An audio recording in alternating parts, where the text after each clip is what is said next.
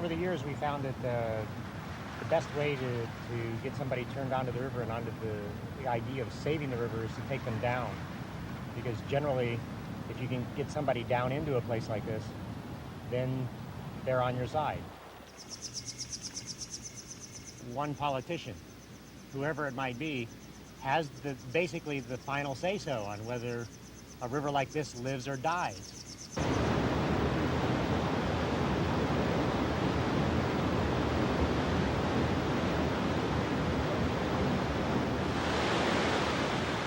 Mark Twain observed that in California, whiskey is for drinking and water is for fighting over. Californians have been fighting over the Tuolumne River and the Sierra Nevada mountains since the turn of the century.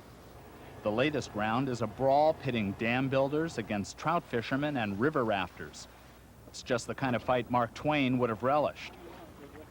Some of the most complicated geology in the world is in the Sierra Nevada foothills. In the early 1980s, the mountain brawl escalated dramatically. Suddenly, environmentalists nationwide were calling the Tuolumne an endangered species, one of the finest wilderness rivers left in the United States. Developers protested that the river was an ideal energy source, needed to meet a severe power shortage they predict for Northern California. By 1984, the battle had shifted from the Sierras to Washington, D.C. In the interest of California business and industry, we are against any legislation that prevents development of hydroelectric power resources. In our opinion, our energy needs are too critical to lock up the Tuolumne River and foreclose this valuable energy option when we need it most. We urge this committee to break the deadlock on river protection by designating one of our outstanding rivers wild and scenic. The Tuolumne is not an issue that can be compromised. You either vote to save it or vote to let it die. Are you saying that when you want to make the river wild, that you want to prevent any further development on the river, or just some development on the river? John Amedio's Save the River campaign smacked into a roadblock. Congressman Tony Coelho, representing the Modesto area.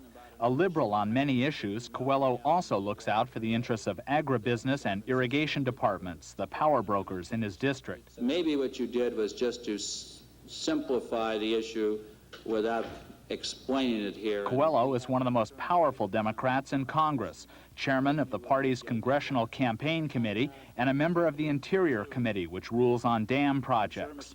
Even though more than half the California congressional delegation favored a bill declaring the Tuolumne wild and scenic, Coelho had managed to block it for years. In regards to half the delegation being on the bill, I'm on the committee and on the subcommittee, and maybe that's what counts.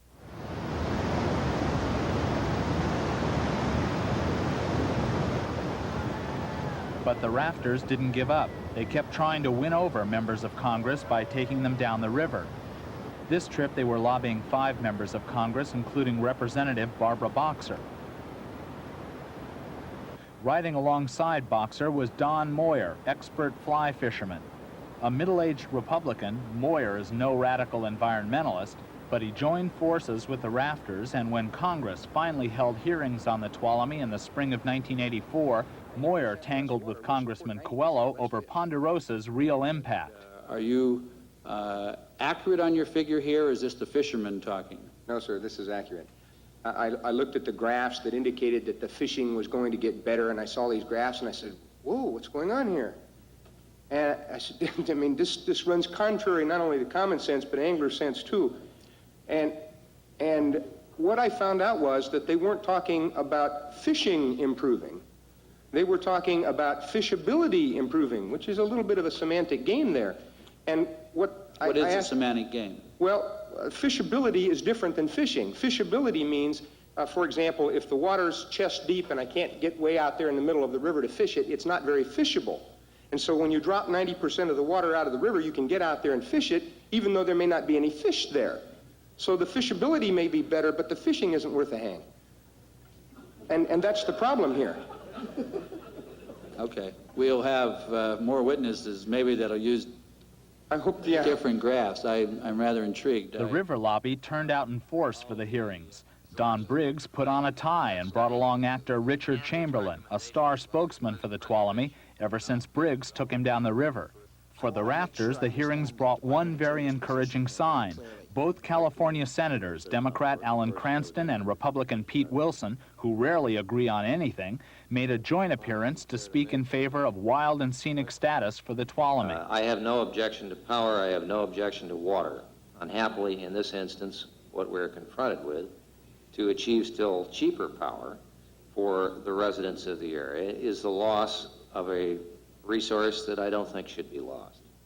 Wilson's support for the Tuolumne was part of a larger political development. Behind the scenes, he and Cranston were hammering out a long-awaited compromise bill to determine the future of California's wilderness, including the Tuolumne. Could I ask that question? How much progress has there been made? Congresswoman Burton, I think that Senator Cranston and I have made substantial progress. I'm We're pleased to practically hear going that. steady. You're going steady. Spent the whole morning with him. Do you need a third person to help? The hearings concluded with Congress taking no action on the river. But 2 months later, Cranston and Wilson suddenly announced they had come to terms. Pete Wilson and I have struggled, acre by acre, tree by tree, to reach an agreement. The compromise bill preserved 1.8 million acres of California wilderness, breaking a 20-year deadlock between conservationists and developers. Wilson, who is hardly known as a strong environmentalist, supported the bill largely because it opened up a great deal of contested land to logging and mining. The Tuolumne was a bargaining chip in the negotiations. Well, I dislike having to disclose strategy, but no, as a matter of fact, I think the strategy was very clear. I happen to feel that on the merits of the question alone, the Tuolumne River should be accorded wild and scenic status. But I did include it very much as a part of achieving this total package. The river rafters were elated. Larry Klein at the Ponderosa Project was skeptical. Well, at the moment, it's not a bill yet. All it is a press conference, and as I think I've said on a number of occasions, if I had $10,000 for every press conference that named the river wild and scenic, I wouldn't have to sit here and do this. But Tony Coelho must have seen the writing on the wall. He began turning down requests for interviews about the Tuolumne. Tony Coelho is not in opposition to the wilderness bill. He may be in opposition to one aspect of it that affects the Tuolumne River.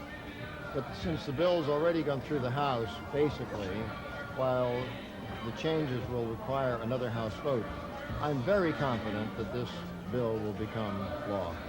You don't think that that will be a party problem? He's a powerful congressman. I think the bill will become law. Senator Cranston knew which way the wind was blowing. In August, the Senate passed the California Wilderness Bill by voice vote without opposition.